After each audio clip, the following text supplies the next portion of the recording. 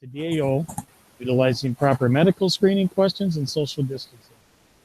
Online public input is also encouraged and welcome. A link for this is located on our district website. Next up is community input. We welcome community input. Written comments from visitors must be informational in nature, to address the entire board rather than one particular member.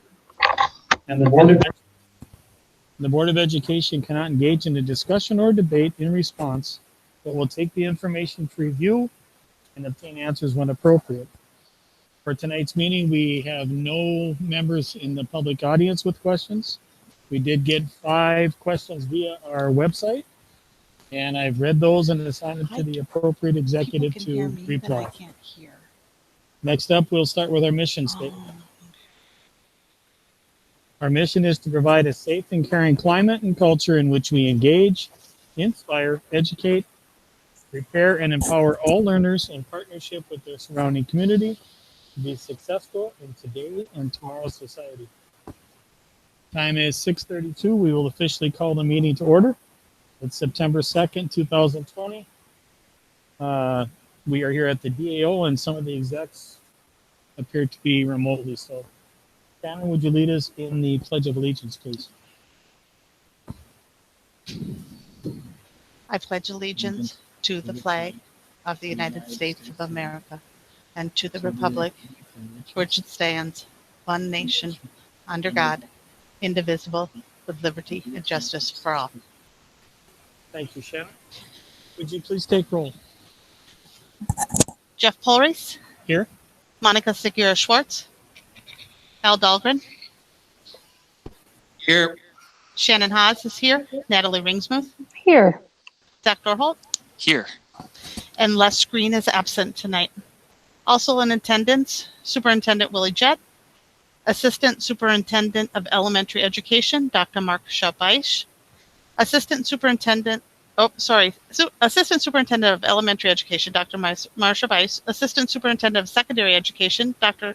Lori Putnam, Executive Director of Learning and Teaching, Lori Posch, Executive Director of Student Services and Special Education, Carol Potter, Executive Director of Research, Evaluation, Assessment, and Enrollment, Dr. Sylvia Huff, Executive Director of Community Education, Adam Holm, Executive Director of Finance and Business Services, Amy Scalarud, Executive Director of Operations, Gary Ganji, Executive Director of Human Resources, Tracy Flynn Bull, Director of Community Engagement and Communications, Tammy DeLand, Director of Equity Services, Ellen Stewart, Director of Technology, Ryan Cox, Executive Assistant, Mary Kusterman, and I did see other people online, but I think they're doing presentations. So, okay. Thank you very much. Next up is item number 1, our consent agenda. The consent agenda consists of non-controversial items that the board routinely adopts without debate. Any single member of the board may remove an item from the consent agenda by requesting removal at the time the consent agenda is moved for adoption. The full text of items can be found at the end of the agenda. Tonight we have item A, approval of board meeting agenda and work session agenda. Item B, approval of personnel staff changes. Item C, approval of monthly treasurer's report for July 2020. Item D, approval of monthly financial report for July of 2020. Item E, Tech High School change orders totaling $58,390.34. Item F, call for bids, DAO HVAC and roofing project material package. At this time, I'm looking for a motion to accept tonight's agenda as recorded. I second. Zach and Monica, thank you. Shannon, would you take roll, please? Zach Dorholt, Yes. Natalie Ringsmuth, Yes. Shannon Haas is a yes. Al Dahlgren, Yes. Monica Segura-Schwartz, Yes. Jeff Polreis, Yes. and Les Green again is not here. Thank you much. Next up, item number 2, it's an action item. It's proposed new board policy number 808, face covering policy. This will be our first and only reading. It's going to be presented by Dr. Marsha Beisch, Assistant Superintendent of Elementary Education. Good evening, Chair Paul Reese, Superintendent Jett, and members of the board. I believe that Ryan Cox is going to present the policy, but I think I'll get started as I believe all of you have had access to viewing it prior to tonight's meeting. So stop me if you don't want me to continue, but I will while Ryan's getting that pulled up. So as Chair Paul Reese indicated, this will be the one and only reading required for this policy, and it is a face covering policy. And what we used is the MSBA MASA model policy, and it will be numbered 808. And so the purpose of this policy is to establish requirements for employees, students, and other persons such as visitors, guests, contractors, and so on, who are present on school property to wear face coverings in classrooms, preschool, childcare settings, and other indoor areas, as well as outdoor areas where a safe distance of 6 feet cannot be maintained between persons in order to minimize the exposure of COVID-19. Section 2 of the policy is the general statement of the policy, and stated within this section states that this policy of this district is in compliance with Executive Order 2081 and 2082 and applicable face covering requirements from the Minnesota Department of Health and the Minnesota Department of Education. It also states that face coverings are meant to protect other people in case the wearer does not know that they are infected. And unless an exception described in Part 4 below applies, all students, staff, and other people present indoors in school buildings and district offices or riding on school transportation vehicles are required to wear a face covering. And a violation of this policy occurs when any member present in a school building or an office or on a vehicle fails to wear a face covering, unless an enumerated exception applies. Section 3 of the policy is the definition of a face covering. It also states that a face covering must be worn to cover the nose and the mouth completely, and should not be overly restrictive, and so on. Included in our definitions are those that you see before you. Per the recommendation of administration and in consultation with board development members, we are removing number 4 from the definition and number 5 from the definition, and that is neck gaiter and bandana. In item B, it goes on to describe a face shield and when, how that should be worn. And in section C, it talks about masks that incorporate a valve that's designed to facilitate easy exhaling. Section 4 talks about exceptions and alternatives and when face masks can be temporarily removed. It talks about face coverings not being placed on anyone under the age of 2, or anyone who has trouble breathing or is unconscious, or anyone who's incapacitated or unable to remove their face covering without assistance. In item B, it goes into a face shield as an alternative and when that's allowable. And so B1 talks about a student in kindergarten through 8th grade may wear a face shield when wearing the face covering is problematic. 2, a teacher may wear a face shield when it impedes the educational process. 3 talks about students, staff, and others who cannot tolerate a face covering due to a medical or behavioral health condition. And 4 talks about staff providing direct support to students may wear a face shield instead of a face covering when it impedes their service that's being provided. In section C, it talks about staff, students, and other people present in buildings or in district offices and when face masks may temporarily be removed.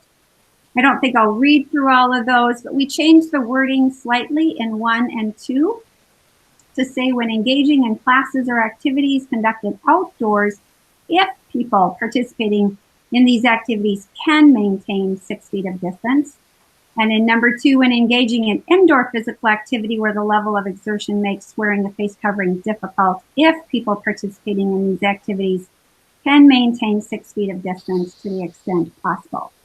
Talks about when swimming or showering, when including nursing or medical assistance. We also removed number 5. We thought it was confusing because we are going to require that our preschoolers do wear face masks. Section 6 talks about when eating or drinking. Section 7 talks about during indoor practices or performances involving singing, acting, when the face covering cannot be used while, as well as while playing an instrument. Also, if it's necessary to identify a staff member, and then staff working alone in their offices, vehicles, or job locations that do not have any person-to-person interaction may remove their face covering. And then it also talks about staff who are working in communal spaces that have barriers such as plexiglass between them and other employees or visitors and so on. And then when communicating with a person who is deaf or hard of hearing. Section 5 deals with implementation, and we changed the wording slightly in Section A to say that notice of this policy will be conspicuously posted, and that's through signage in our buildings. All of our buildings have signage that says a mask must be worn. Item B talks about providing face coverings and face shields to employees and students, which we have and will be providing those. Also that we will teach and reinforce the use of face coverings, and we will be doing that. It also, Section D talks about individuals who cannot tolerate a face covering due to a medical condition or a disability. And then E is all face coverings shall meet the requirements of applicable dress code policies and or codes of conduct within our district. And then item F, the school district will make available distance learning to its enrolled students who may be medically vulnerable or otherwise unwilling to return to in-person or hybrid learning. We added a Section G, which says that this policy shall expire without further action by the board when face coverings are no longer mandated by Executive Orders 2081, 2082, or other relevant state or local requirements. Section 6 talks about enforcement and consequences for non-compliance. In order to promote the health and safety of employees, students, and members of the community, and to make available a safe environment that is conducive to learning, compliance of this policy is necessary. Employees who fail or refuse to comply with this policy may be subject to discipline as appropriate, up to including termination of employment. And then C deals with students who fail or refuse to comply with this policy may be subject to discipline or removal from school property. Students unwilling to participate in in-person or hybrid learning in compliance with this policy will be, we changed that language to say, provided another form of education. We are striking Section D because as a school district, we do not believe in reporting violators of this policy to law enforcement. And so we chose, in collaboration, as I said, with administration and Board of Development, to strike this section from the policy. And that's my presentation of the mask policy, and I would ask that for approval of this policy as presented. Any discussion, Natalie? We'll start on you. Thank you, Chair. I was just wondering about the fact that the neck gaiter option was crossed out.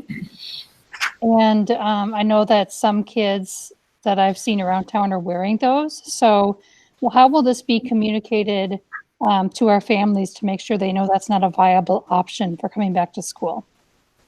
Yes, we've developed protocols or guidelines that administrators will share with students as to what the requirement for wearing a mask policy will be, as well as with staff that will be communicated.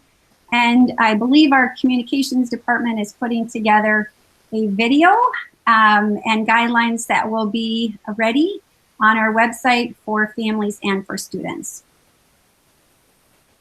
Thanks, Marcia. Anything else? Zach, do you have any questions? Shannon? I do not have any questions. Yeah. Marcia, question on item G. I'm wondering if it shouldn't say that it is that it'll be discontinued and vacated from the policies. Which one? Item G. Item G, I would look to Tracy Bow to see what her thoughts are on that, as well as our resident expert on language. I think either way is fine. I mean, if the policy is discontinued at the end of the period, then it could be removed from the policy manual. But certainly, there's no harm in saying it more explicitly, as you've suggested, Chair Dahlgren. Okay, I would make that suggestion. So Al, can you repeat that? And then I think the board we'd have to vote on that language as revised. It will be discontinued and vacated from the policies. Okay. Anything else, Ed? Monica, you next. I actually don't agree with that part of the policy. I would like to have us vote on discontinuing this policy. I think that is our decision if we continue to use face covering if the executive order expires and we deem it that is best due to the situations of the country or of the county about the cases of COVID. So I just don't agree with having it expire without looking at it. Can I make a comment? Yeah, go ahead. I'm not sure the legalities of that process because we're putting this in place with a single reading given the nature of the circumstances, and then now you're asking to have a mask policy when we're not following the executive order. I'm a little bit fuzzy on can we just do it that way. I don't know. Shannon and Monica, I'm just going to step in for a second. So this policy is basically in accordance with the executive order. If all of a sudden that were to expire, and as Al suggested, then it's removed. If all of a sudden so now that's not a executive order, it's not there in the state, and as a district, we got ready to have that conversation, I believe that would be something that we would have to bring to the board. And now the board would have to actually have a conversation about that. And so that would be covering what you're talking about, Monica. So for right now, we're talking about just the executive order piece, and we're making sure we're in accordance with that. Once that expires, okay, if we as an administration decided to bring that to the board and the community to say we would now want to have a conversation about wearing a mask, then that's something that we need to bring to the board for conversation. That's my interpretation of that, Monica. Monica, it doesn't dismiss the concept of continuing it. It's just how would that process be put into place? Correct. So I understand. Can I talk? Sorry. Yes, please do. So I understand I understand what you're saying pretty much. My concern will be to have kind of a lapse of time that we are not covered by the policy and we haven't had a board meeting. The executive order can expire at any moment. I figure, I don't know, I'm not sure actually, but I will say that it can expire, if it expires at some point, and then we have to wait until the next board meeting to discuss about it or to prepare or to do whatever, then there is a lapse of time that people are not covered by the policy and that we haven't talked about it. And then, so how does that work in that way? Would the administration have some leeway to continue to enforce this because they consider that it is while we discuss it more or no? Or so How does that work? I'll jump in for a little bit. What I hear you saying, Monica, is after the governor says, hey, it's okay for all kids to go back in person, after the education department says it's okay, after the Minnesota Department of Health says it's okay, you can all be in school, you'd still want a mask even though all three of those people said it's safe to be all in? And that would be hard to enforce, I think, without a full board discussion. If it's that important, we could, I'm sure we're going to get some kind of notice before we go back to all in. We could maybe have that discussion at that time before it expires. So no, I don't. My concern is not if all those three departments said it's okay. My concern is if the legislation decides that they're going to take away the executive powers of the governor, so he doesn't have executive powers any longer, then it is up to the departments, Department of Education, Department of Health, to have recommendations, but there is not an enforcement power, as I understand this. So maybe I'm wrong, but that will be my concern in that case. It's not like I want to go against everybody, every department that is an expertise on this thing, but I do believe that the legislation may have the power to take away those executive powers from the governor, so they will be taking away the powers of enforcement for this policy. For this policy, so it will be up to us to follow recommendations of the health department or the education department, and that's kind of my concern about this. Willie, do you see a circumstance where those things wouldn't happen in concert with each other? So for me, my interpretation, and excuse me, and Tracy's the legal expert, but the bottom line is if the executive order expires, or as Monica, you just said, the court system steps in and says that the governor does not have that power, at that point in time, in terms of enforcement, as a district, we would have to have that conversation. I don't believe that we can put that into place now. If you got ready to put that into place now, that's something that would have to go through board development. We'd have to bring that through. And so if we're going to start that process, yep, you would start that process by going to board development and saying that now and saying, okay, if this happens, then we would do this. But for this particular moment, we're just talking about following the executive order. That's a separate process that we'd have to go through to go through that. My interpretation. Is that something Pardon? board development could put on their plate just to kind of do a little bit of work in the background if the need arises? And I'm just going to throw this out there. Yeah. Then from a school perspective, if the state of Minnesota says that you do not have to wear masks in public, at the store, at a shopping mall, whatever that might be, that would mean as a school district, we would need to be stepping in and saying, you need to wear one. That's an extremely slippery slope in my estimation. And now you're saying, now you're going to have people talking about their rights and for us to do that, I would tell you that that would be a struggle. That would just be my quick thoughts on that. Al wants to talk. I was just going to echo that's an entirely different conversation from what we're having here. This is whether or not we're going to put a policy in place that mirrors the executive order. The Minnesota Department of Education, in their video that we watched prior to this meeting, very clearly stated that school districts do not have to put in place a board-approved masking policy, but it was a choice of ours or of our district staff to present one to us because they felt they would have better enforcement mechanisms and could tie it in with the dress code better. And so that's one conversation. It's an entirely different conversation if we're going to start drawing up our own laws that dictate what people are going to and are not going to do that are outside of executive order.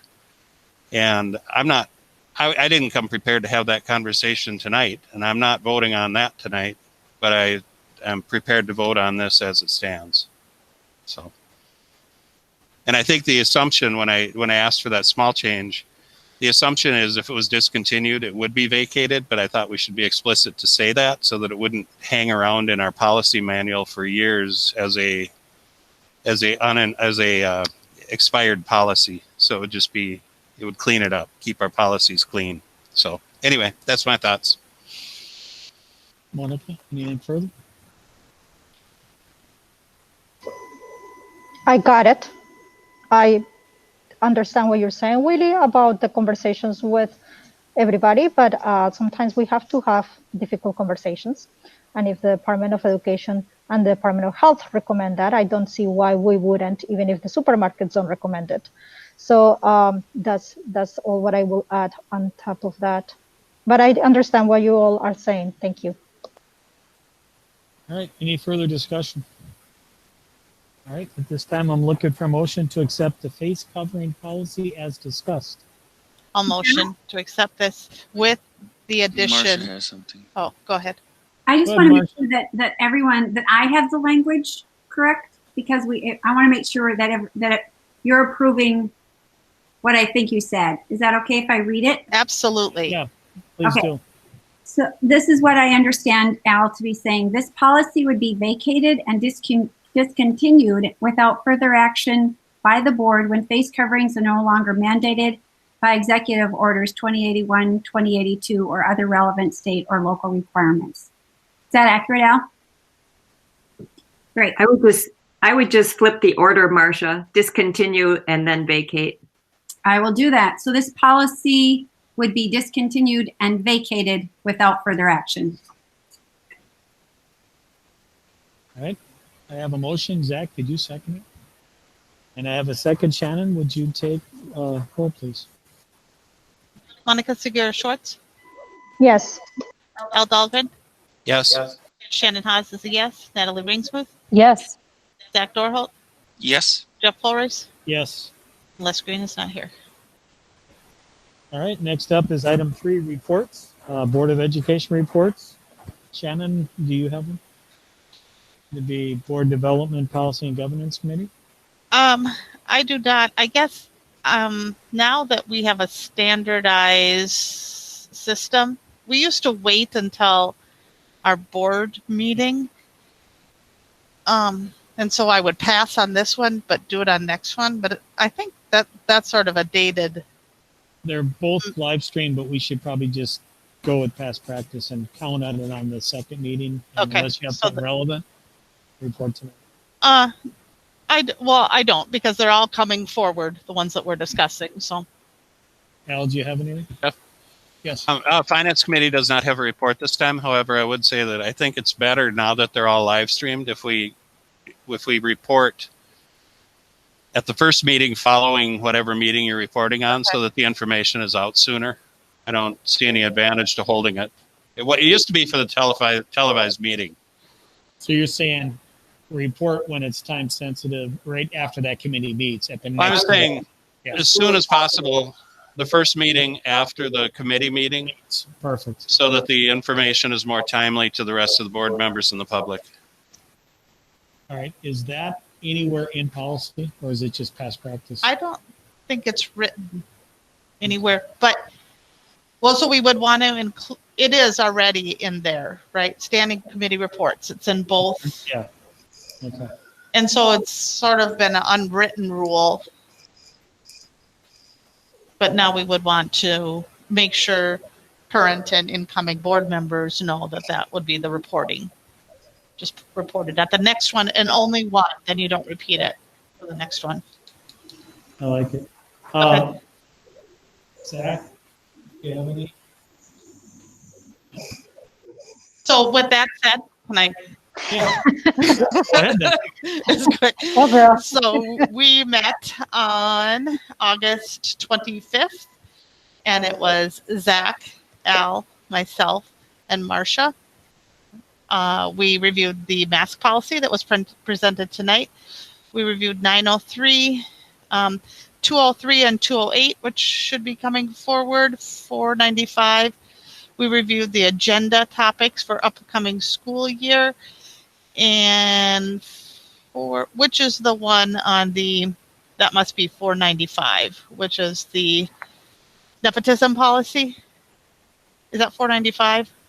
Yeah. So that one isn't coming forward yet. We're sort of we've been overwhelmed with policies and we keep running out of time, and I didn't feel comfortable that we had concluded what we were going to do. So that's coming back on the agenda next time. All right. So, Zach doesn't. Les is not here. Natalie? What's that? Okay, I'll get Yeah, I don't have one for mine, but Monica's going to do one for personnel. All right, please do, Monica. Go ahead. So the personnel committee met this morning and we discussed 4 points. The first one was updates in the organizational chart of learning and teaching department. It was review for the year 2020-2021, focusing in realignment on responsibilities for Leah San as Director of College and Career Pathways and CTE, and Jessica Moore as the Director of Secondary Curriculum. We also checked the Distance and Learning Academy administrative leadership. We reviewed the recommendation of the superintendent to lead the Distance Academy for 2020-21. And then we'll have Heather Everett leading the secondary program and that Jokela leading the elementary program. We had a staff return to work accommodations for medical concerns. Tracy reported in all the details about accommodations for people that had medical concerns, and she was very pleased that we had been able to accommodate people that have conditions with that made them vulnerable to COVID-19 as per the governor order. That's for all licensed staff, and we are completing that process now with no licensed staff. The superintendent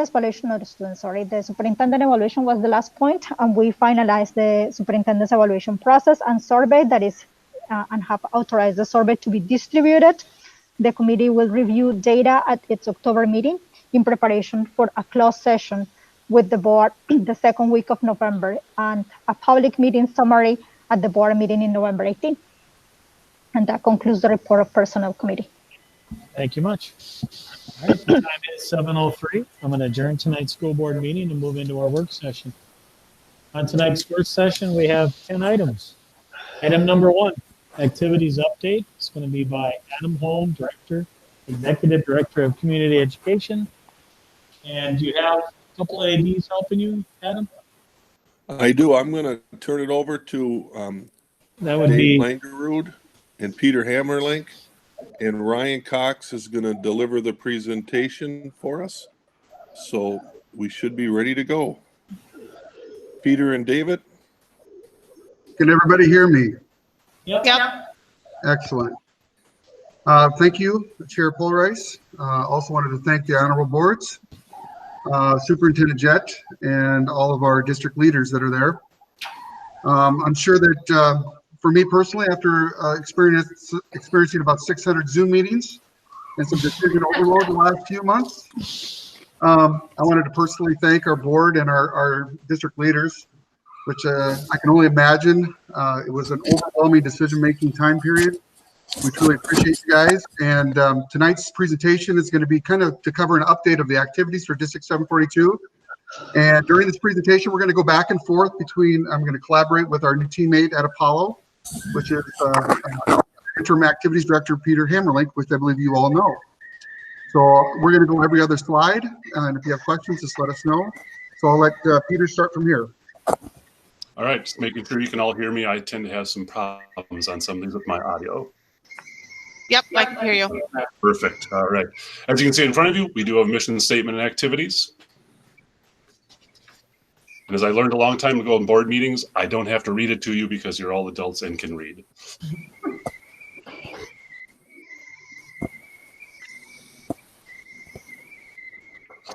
All right. Next, I want to send out a great thank you to Dr. Huff, as well as to Jamie Conway. They helped us with these data analysis and putting these particular slides together that we're going to go through the next 3 or 4. And we all kind of have seen this before, but we look at our attendance rate for kids that participate in activities compared to kids that are not participating. You can see on the left-hand side with Apollo with 1,476 kids, and on the right, there's 1,689 kids at Tech. And then you'll see the percentages where 33% are in activities, 32% in activities at Apollo, and then down below is the percentage of participants that and their attendance rates. So obviously, being in activities helps kids get to school. Right. Another thing we look at is proficiency in MCAs. Now you'll see the number inside the circle is the actual number of students who are participating in activities who are taking MCAs. As you know, not every student takes an MCA every year, so you won't see those numbers as a complete number of students in the school. But the important part to look at is of those participating, a 56%, at least at Apollo, 56% proficiency over the 38% of non-participants. And then also with math proficiency, they lead extremely well in that. And the same thing goes at Tech, that those who are in activities really do show great proficiency at the MCA test.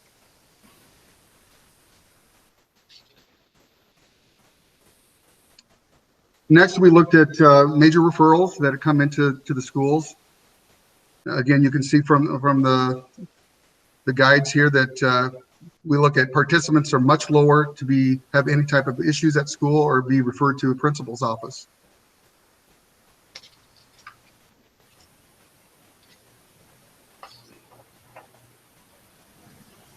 All right. There have been, since I started July 1, I have been on numerous of what we call lead meetings where they're anywhere from pretty much all ADs in the state are invited to then we have smaller groups of regional AD meetings.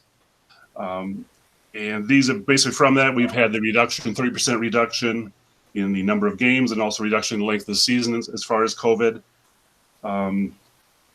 There's also part we want to touch about is the new fee structure for the high school league.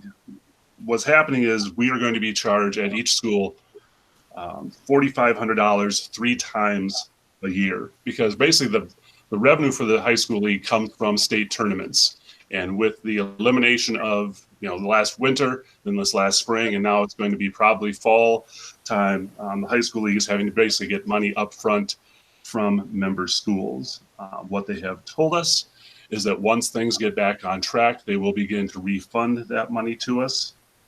But as activities directors, we're looking for some assistance from the district because 3 times $4,500 during the year is some money that's got to come from somewhere, and wondering if there's COVID relief money that the district has received or some other ways we can take a look at funding that just to help us maintain our budgets.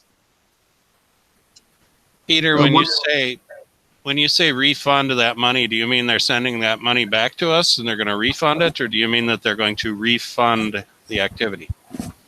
They have said that they're wording, David, if I got this wrong, that once they get things back on track and once they get revenue in, they will send that money that we pay to them back to us basically as funding, as direct funding. Al, what they're doing is that they're going to fund the Minnesota High School League up front instead of in arrears, in the sense that typically 70% of their income comes in from the state tournaments. Since we didn't have any state tournaments and things have changed around, they're going to start a process where they're going to charge the schools up front to support all the activities. And then at the end of the year in July, they're going to refund back a majority of that money back to the schools. So it really is kind of going to be a wash, is hopefully. We'll probably have some money that we still put out as a member, but they're hoping that the state tournaments will bring a wash for that. And again, as Peter talked, we had so many different lead meetings with the Minnesota High School League coming up to what our fall seasons would look like, and we're still having those discussions what the winter, and you'll see next in some slides where those questions come up. So, but this is kind of they've got a new website that they've done. They're doing a different presenting of our schools and more collaboration, how it ties into our Skyward and our schools, the software that we use to do scheduling and rosters. So it's supposed to be a lot more interactive, and it's pretty nice right now. We just got a lot of data to input into it at this point. And am I to understand that the $4,500 3 times a year is not budgeted dollars, so that we don't have that right now, so we're looking for funding from another source? That is correct. One of the things that they had asked us to do is to look if there was any COVID relief money that the districts at your schools had got that they could use as funding, or I had sent this to our business office as well to Willie to let them know that this was coming down the road. We're going to have to find that money someplace for a period of time until it's refunded. We've already paid the first installment for both schools, Apollo and Tech. Now 2 more installments are going to come. And Dave, when do those installments come, those 2 and 3? Because I know we have some limitation on when we have to spend certain pockets of money. Yeah, the next one will come in December, and then the next one will come in March. Thank you. All right, please continue. All right, this is my slide. This is, we've had many conversations, obviously, with the guidelines and the changes the Minnesota High School League has come out with.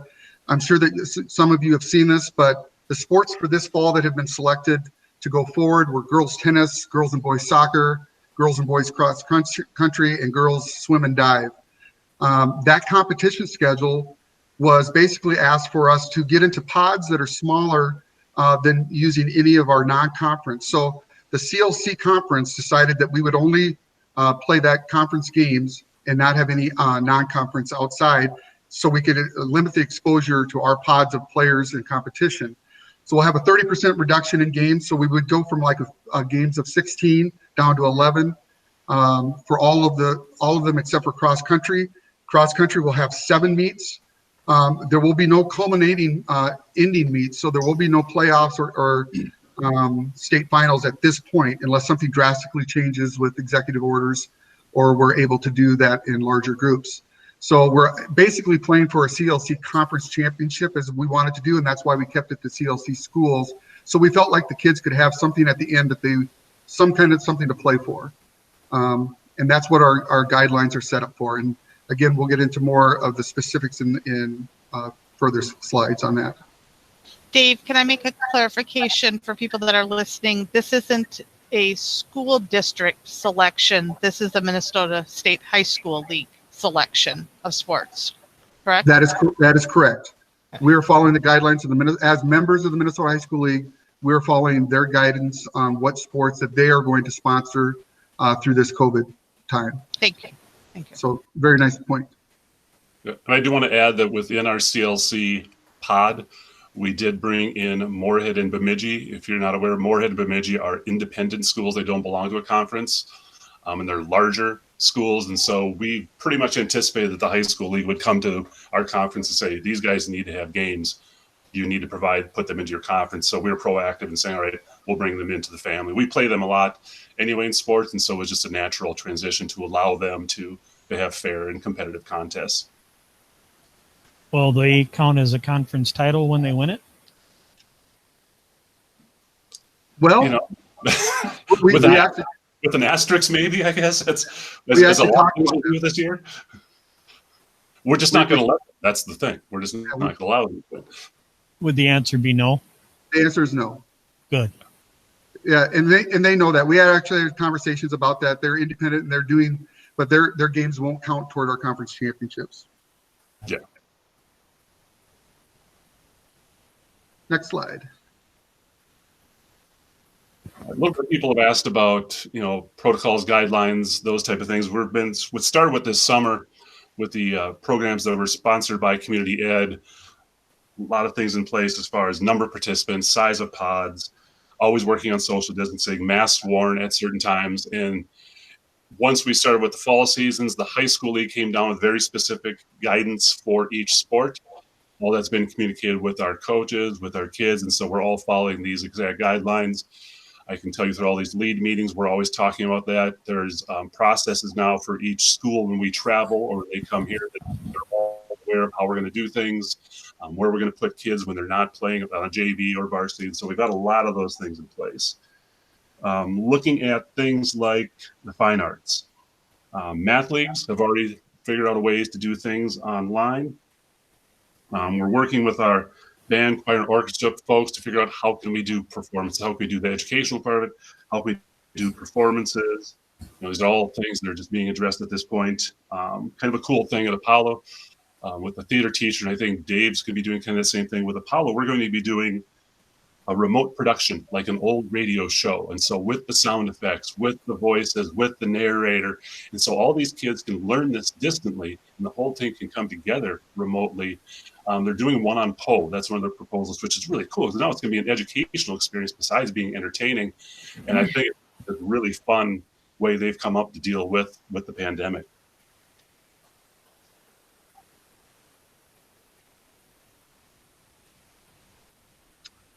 All right, the fall sports for COVID-19 guidelines.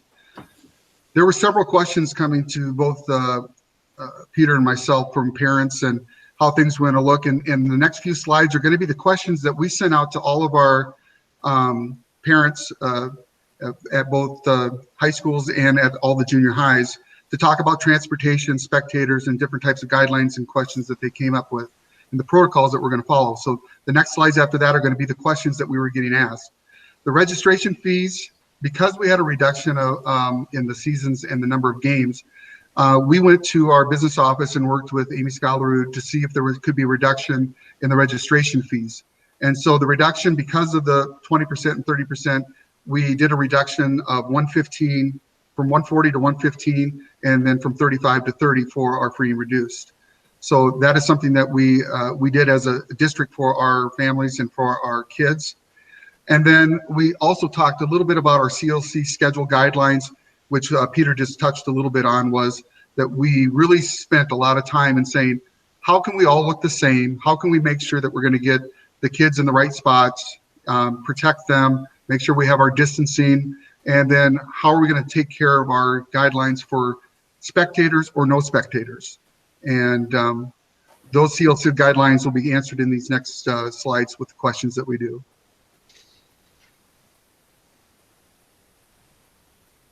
All right, so the requirements of our students prior to being school in session, they've had to report to a certain door at school. They get screened, they get scanned, they go through all the questions. And so then we find that we give them a wristband and they can go out to practice. So coaches, everyone's watching, have they been screened and scanned and gone through all those things.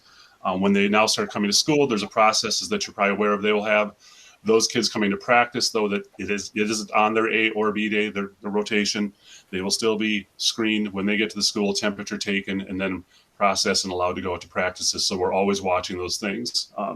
Attendance has been mandatory. It always is anyway, but really strict watching of attendance so that if we do identify that someone has contracted it, we know exactly who was at practice that day. We can go back and find out who they've had the 15 minutes or more of contact with. So all these things have been put into place so that if something does happen, we can contact trace rather quickly and easily, and we have the processes in place.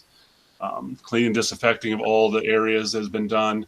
There's protocols for what they do, even with soccer balls, with all these things, and coaches have been just great about doing it, running things out to the tennis courts to make sure they have it. And we're just all really trying to cover as much as we can, to the point where we think, sometimes, is it too much? We just keep reminding coaches, parents, players that it's never too much. It's always, if there's something you think we should do it, we're doing it.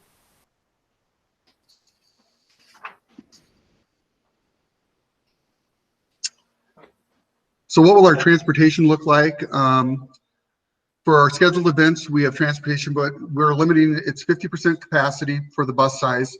And we have several bus sizes. It ends up being between 25 and 33 students or participants that we can get on a bus. Right now, for practice transportation for the AB schedule, we're asking our families, because we do not have transportation that would go back out into the houses, that they're going to have to be kind of like a summer scheduling. They're going to have to get to the school, and again, before they go to practice, they'll be tested before they can get in there. Junior high transportation, we will continue to have our junior high transportation from the Kennedy North and South after school.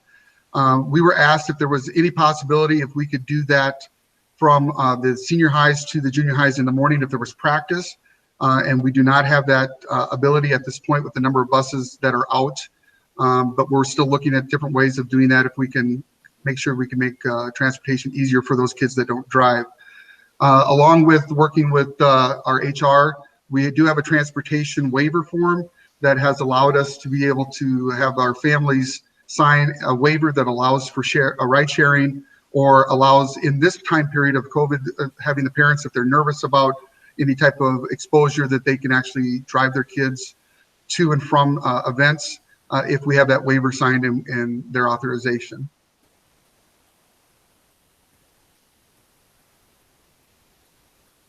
All right, practices, outdoor activities, tennis, cross-country soccer. Definitely stressing, the social distancing when you're not active. You're on the sidelines. Make sure you're the 6 feet apart. Having the masks on when you're not doing physical activity. Once you're out in the heavy practice routines, you can take the mask off. Things like for kind of moving from practice to games, we have chairs set out. We don't have benches on the sidelines, so now we have chairs set so the folks on the bench are 6 feet apart, and we're making sure we stay within those regulations. And then, like I said, limiting the size of those pods, we call it 25 people. So a varsity team may be over here, that's their pod. The JV team over the other side, that's their pod. And so we always know who people are interacting with. Within pool, 25 people on the deck. We'll have no spectators. They've got very strict regulation policies in place as far as how people will move. So even during swim meets, all the schools have adopted ways of, all right, these people can be here at this point. If this team is switching out, we're all going to have them up to a different area. And I could go into a lot of specifics about it, but basically the swimming community has been fabulous between all the coaches following those guidelines and really figuring out by their facility how to make it work. Number of kids there, who's doing timing, all these things. It's been a real joy to work with that while they're still following very specific guidelines.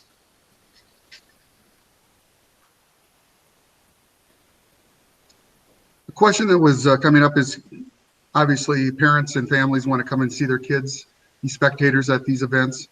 In the pool area, as Peter was talking, there are no spectators. One of the things that Peter and I are working very hard on, and we did on Tuesday during our soccer game, we're doing some online live streaming. We'll be doing that again Thursday at Tech with our girls soccer team. So you guys can check that out. It was a very successful Tuesday. We had a great time. We had over 500 people watching, streaming the game on Tuesday. So we're hoping for the same for the girls. Basically, that 25 people on deck is a place where, as Peter was saying, as the kids go up to their blocks and stuff, there can only be 2 at a time. And everybody's been really great about following those rules. We are going to be doing our best to live stream. I worked with Adam Holm, and Peter and I have gotten and bought some iPads and set up some FaceTime live Zooming or meetings that we can actually do for live streaming for all events, home and away. Getting some hotspots so we can actually have managers. Actually, there's not going to be any sound, but at least families can watch their kids participate home and away. The reason I wanted to do that was I wanted to anticipate for our winter season coming up in case they decided that with COVID that they weren't going to allow inside spectators for other games. I want to be prepared that we can allow at 7:42 for both Apollo and Tech to be able to show their families and fans that they can still watch the games, whether it be online or live. Outside events, we can have we're just following the guidelines for the MDE and MDH, which is basically no more than 250 in a stadium. This would, players and officials and coaches, they're in their own separate pod on the field, so it's only 250 that we can have in the bleachers. As a CLC conference, what we decided to do was give out 175 CLC passes to each girls and boys teams, which then are given to the kids, and they get two of those passes each to give to family members. Those family members can use those passes to go to home and away games and get in before anybody else does. So we're assuring that families get to watch their kids in their event, home and away. And then if we do, we're keeping track with tickets. If we don't have more than 250, then we'll start allowing people to come in based on, our if they have a mask and if they're going to be safe. And but we are going to stay under that 250 guidelines. At the tennis courts, we've put up in our multi-purpose fields, we put up areas where it's 6 feet apart that people have to know that they have to be at to be able to view those games. And at cross country, we did the same thing. So we've had some areas we can have participants, but nothing inside at this point.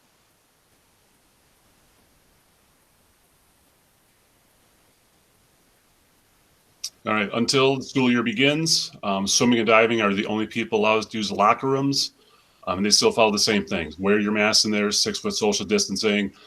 Staff is coming in to clean and disinfect every night. We've even gone as far within the conference as it needs to be no more than, I think we're going with like 6 to 8 kids at a time going through. So we put them in through shifts into the locker room, just still making sure we're doing everything possible to keep those numbers of, where kids are separated as far as possible.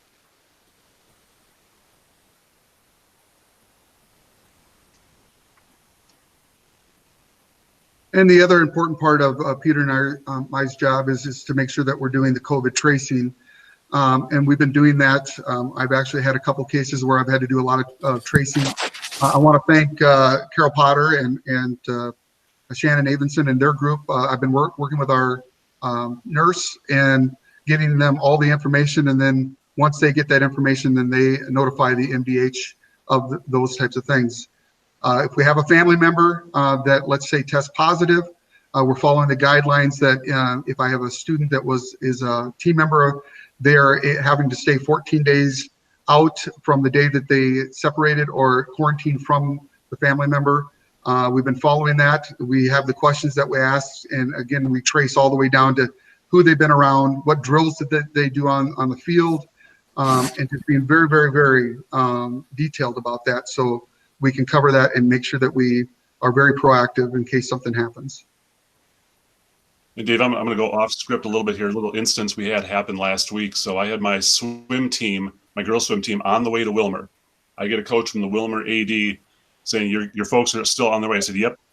What happened was a Wilmer swimmer texted their coach an hour before that and said, hey, I've got runny nose, et cetera, et cetera. And then one of those kicker ones is, I've lost my sense of taste and smell. So while that swimmer wasn't yet at Wilmer school, we decided, what's best? Let's turn that Apollo bus around. Let's bring them home just in case there was exposure from that swimmer the day before or anything.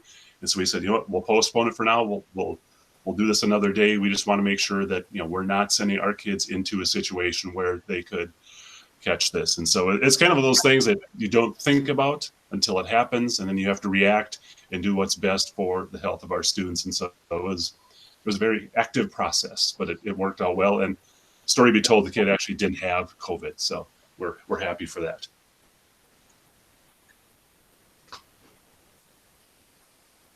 And our increasing participation, that's really, that's the mantra of, I think, any activities director you talk to.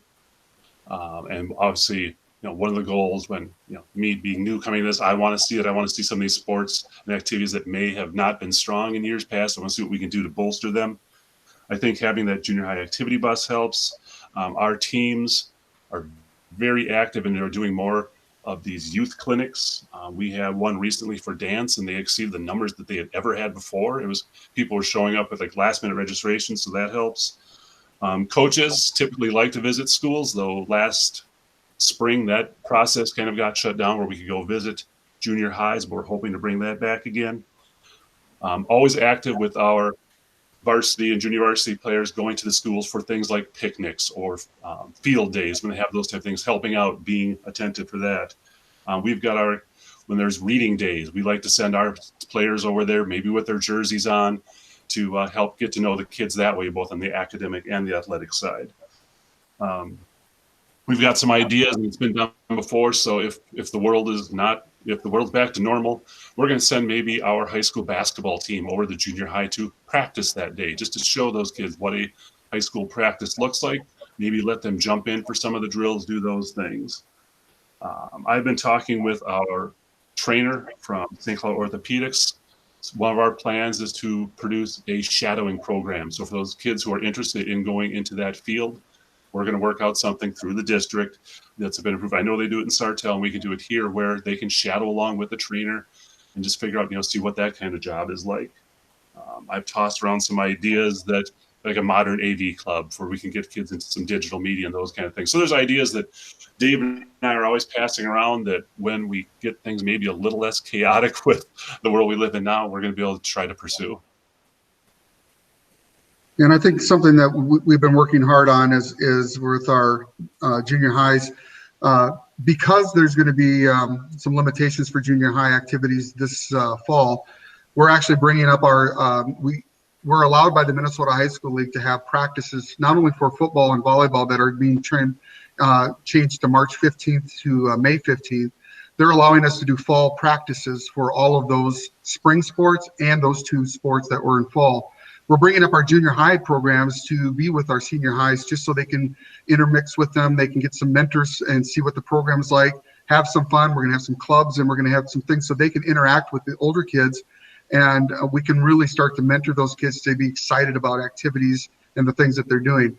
We're busing them over and we're working with Charlie Eisenreich with that, and he's helping us get all of that information and the transportation so we can have those kids over here. So we're very excited about that and growing those programs in the junior high.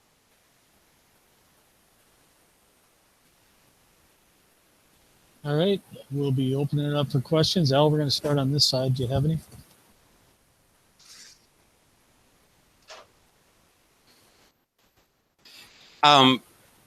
My comments are that if you go back to the slides where it shows students who participate in activities versus students who do not participate in activities, that's about all that you need to see. Anybody can see the effect of participating in activities and what it does and how it affects students. And there's the push to increase participation in activities is just so important. And as I've said in the past, and I'm going to bring it up again, when you have a district such as ours that has such a high special education deficit, and we end up shifting dollars which could be dedicated to our activities areas over to cover the special education cross subsidy, it hurts our activities. That's one of the easiest places to take money from. And if you look at the effect that activities has on students, it's a crying shame. And at some point in time, our governor and our legislature is going to have to wake up and do something real to fix the education cross subsidy, or the special education cross subsidy, because it hurts districts like ours. It hurts bigger metro districts, and it hurts us the most. And we probably have the population of students that needs activities more than anything. And anything that can be done to shift some of that funding back from covering the special ed cross subsidy into activities would be huge. For our district, just to get to an average level of spending per student would be several $1 million going into the activities department. And a lot of the challenges that we face could be easily solved. So I'll leave it at that. Monica, you're next.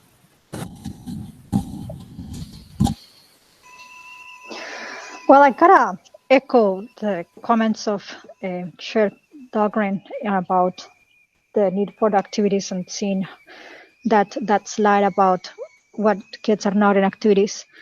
I have the concern that with all this distance learning and with the next year that is kind of all new things, I have the concern about what kids get to participate and what kids will be fading out of the activities. And I see that we have developed different ways of do the activities that we have always been having, but I don't see anything new that is kind of like, let's embrace this distant learning world and have an activity that is for distant learning specifically. Or yeah, I don't see that, and I would like to see something like that. I'm not suggesting that, I'm not saying that you have done a poor job. I'm just saying that maybe we also need to think about that for the future and what is going to teach us about the way that we learned and we teach and we participate also in activities in the future. So I just wanted to have that comment there. And I like that, and I like more creativity in it. I also like, again, I think that you have included arts into activities. I just don't see it shining. So I'm want to continue to push you, and I thank you for this inclusion today is better than the last time. I want to see more. I want to see it bigger. I want to see it more important, because I do believe that is really important. So thank you for that, and let's keep putting it up. Shannon, any questions or comments? First, Peter, welcome to this role. The District 742 is fortunate to have you in this position and sharing your talents and your passions. So thank you very much. I guess one question is, can you clarify on the bus transportation? So say the soccer team is going up to Moorhead. Are we social distancing? Are they wearing masks? Is one bus enough for everybody to spread out? Nope. So we have the rule of 50% capacity. There's actual charts provided how to try to space the kids within there. Masks are required. We're asking the windows be kept open unless it's suddenly pouring rain or something, to try to keep the airflow going through there. And so, the coaches are being charged with making sure that we're doing everything possible to even social distance on those buses. There used to be the things of before a trip back, maybe from 2 hours, a booster club would buy pizzas. We're like, no pizzas, because we can't have things we're sharing with each other. It's, if you're providing food, make sure it's all prepackaged, something that is just individually taken. So we try to think through all those things. We think we have them covered. I recognize how difficult your jobs are, and then this just made it 10 times worse. So thank you, guys. I mean, day 2, I was at the job, 8 o'clock at night. I was working on contact tracing. It was, it was in the manual, I think. Zach, any comments or questions? I guess maybe the statistics part, when it says activities, are there any activities that doesn't include? I mean, does that include before and after school music, robotics, things of that sort, or is this just strictly athletics? So when we were pulling the data for all of the different numbers, it is any type of activity, athletic or otherwise. We did not include courses. So if it is something in the arts that is a class, then that is not pulled in. But anything that is outside of a class that is an activity, regardless of if it's athletics or not, then it is included. Okay, thank you. Natalie?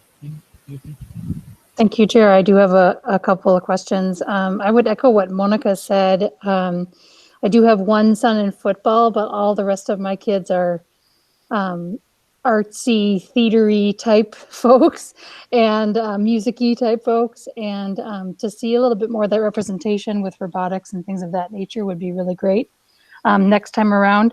I have, I think, 4 questions here. One is, I always need a reminder of, we have another high school, McKinley. So how does that work? Is it that kids at McKinley can come and play sports or be involved at either Tech or Apollo, or how does that work for their participation in activities? So when you're at McKinley, you are hosted by a school. So you come from either Tech or Apollo, you would align with that. And so that's a school that they would then go to for their activities. Okay, great. But so it's by where you reside within the district. Mm-hmm. Are there McKinley specific activities that they have there that are different clubs or anything like that, or are those not really included in this sort of outlook? When I was at Apollo, Principal Johnson would have separate basketball leagues and different types of activities that he would set up and play other schools in other places. So they have had in the past, but generally they're usually coming to one of the high schools to do participate in an activity. Okay. Natalie, can I add on to what and Peter is saying? And I'm probably going to screw this one up, and I wish Al Johnson, but Ellen is on the line.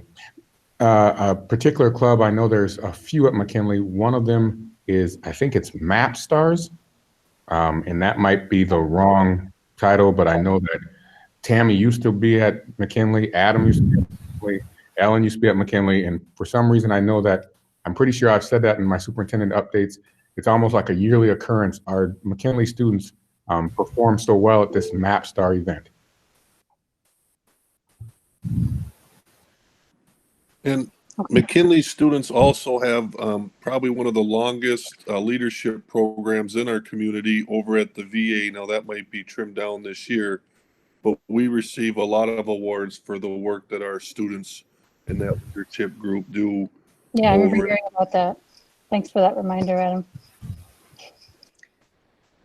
Okay, so I guess I already asked my question about when the $4,500 payments are going to be made, so thanks for that. I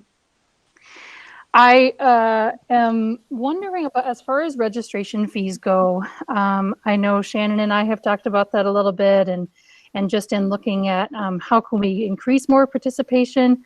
That's been a topic I know that's been talked about for years. How do we make sure that everyone can participate and that money isn't the thing that is driving them out of participating? And I know we as a district are very, when students come and when parents say, hey, I can't pay, then we say, okay, well, we'll figure it out. But I think one thing that is concerning to me is the fact that for free and reduced lunch, there's still a $30 or $35 participation fee. You know, I'm thinking back to when my family was on free and reduced lunch, that even $30, you know, if I want, I think all of my kids are in a total of 3 or 4 activities each. And for us at that time when we were struggling, that'd be a lot of money for us over the year. So I'm wondering if either in our conference or even better in like a Minneapolis or St. Paul public school, which looks more like our district demographically, are there, do they have free activities specifically for free and reduced lunch kids is what I'm asking. So I would like to answer that. One of the things I love about our district is Natalie, you're right. When somebody comes in, we don't even talk about the fee until after the fact. And if they can't afford it, we're not going to stop anybody from participating. Our district and you as a board and our leadership have never stopped kids from participating because of a registration fee. And I've really appreciated that because it doesn't become an issue, whether that's us setting up a payment plan, whether that's saying the kids can do some work at the activity to pay for it, or we just don't even go there because we know how tough it is. The CLC is not a good way to look at activity fees because you're right, they don't have the same kind of demographics we do. I would have to research some more about the Minneapolis, but I would dare to guess that they are probably more in line with having free registration for those kids. Again, I've appreciated so much in my position not having to force anybody to pay a registration fee to participate. I don't even want to go down that route, but that's something that I'll research for you and talk to some of the schools in Minneapolis and St. Paul to see how they handle those types of things. Yeah, that'd be great. I mean, in a perfect world, any kid could participate for free, Yep. no matter what their income level is, because, you know, I know we have some undocumented kids who that might even just saying anything as far as talking about money, Yep. really just a barrier. And I think it brings me into my second to last question. When we looked at our data packet, which Dr. Huff, if that was you that put that together, that is so helpful because we have asked to make sure that we can know where are the disparities in not only our test scores, but also as far as our demographics go within our participation. And so in really diving into those graphs, there's some really concerning numbers there. And I know this isn't new.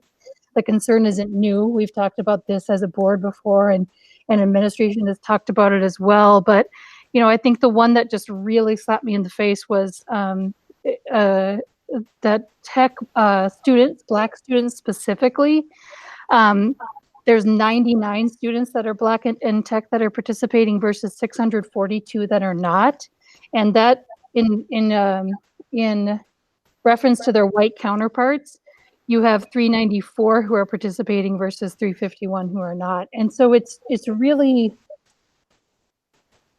I don't think anyone's, of course, doing it on purpose and setting it up in such a way, but it seems like we have to make some radical shifts so that there isn't this disparity with who is participating and who isn't. Of course, you're the experts on this in this part of our district, and I'm not, so I don't know what the answers are.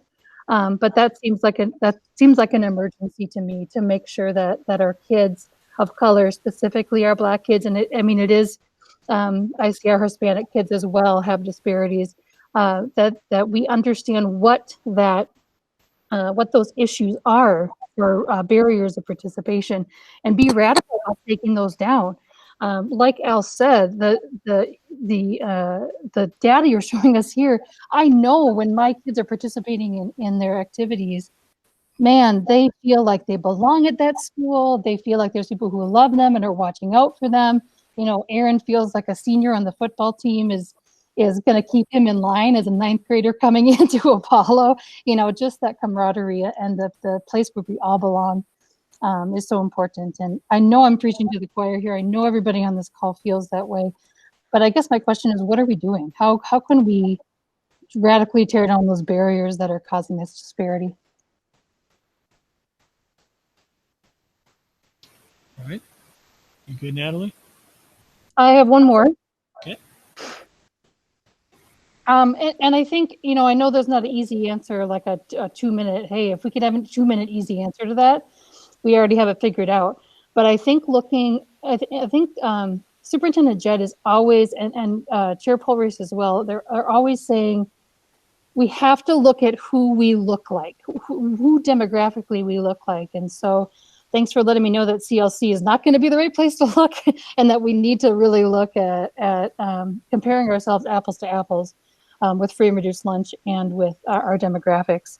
The last thing I want to say is one of those barriers that I know I have been beating this drum for the last 2 months, but it just is, it breaks my heart as a mom to think about the fact that there are some students who are not going to be able to participate because their mom or their dad or whoever their guardian is cannot get them, if they're A day students, on B days cannot get them there to participate in their activity. And so in this time where our kids even need more of each other versus less of each other in a social distance way, it's going to be our kids who don't have a car, who can't drive, who don't have transportation in their family, who are going to lose out the most. So that again is a concern of mine, and I know we've been thinking about it, but I guess I haven't heard how we're addressing that.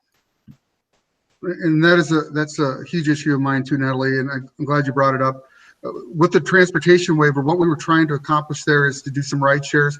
We always talk with our coaches and our leaders on the teams to see, are there captains, are there seniors, are there people that are driving that can pick up kids? Can we figure out a way to get kids home if their families aren't going to be done with work? How can we get to, Leaf works with us a little bit to try to get transportation for busing that we're trying to do and gather that money for them. So it's a huge concern of mine too. We also have set it up to our coaches right now to say, if a kid misses a practice because they can't get there, that does not affect their playing time at a game. We're not going to say you're not going to be in a game just because your family can't get you to a practice. We want them to be at practice because I agree with you, the social aspect of being around other people and other kids is important. So we're trying to do our best to see how can we do ride shares, how can we get some things, how can we use the vans that aren't being used for special ed at some time to have coaches be able to ride back and forth and drop kids off after practice. Those are types of things that we're always thinking about, and I'm very passionate about, especially when you talk about our kids of color. For years, I've been trying for at least our Somali population, of the female population of that, is how can I get outfits that are going to be appropriate for them to wear? How can I get Nike and Under Armour and all those guys to give us outfits for free so we can give them and have them? We have hijabs that are free to the kids if they want to be playing in basketball, not the real hot ones, but ones that they can wear and that are more streamlined, and they can still be appropriate for their culture, but they can participate. We're trying to do all of those things. We meet with the parents and we try to get them to understand that we'll still be appropriate, but can we get the kids to come out and play? And we're getting more and more, and it's just, we continue to try, and we promise that we will continue to do that. And I know with a partner like Peter, who I'm just so happy to have, he and I are so like-minded, and we've been friends for years, that we both have at least the like mind of doing that for our kids. Thank you, David. I appreciate that passion. Is that it? Adam? Good. All right. I got a couple questions. Ryan, could you go to that first slide, please?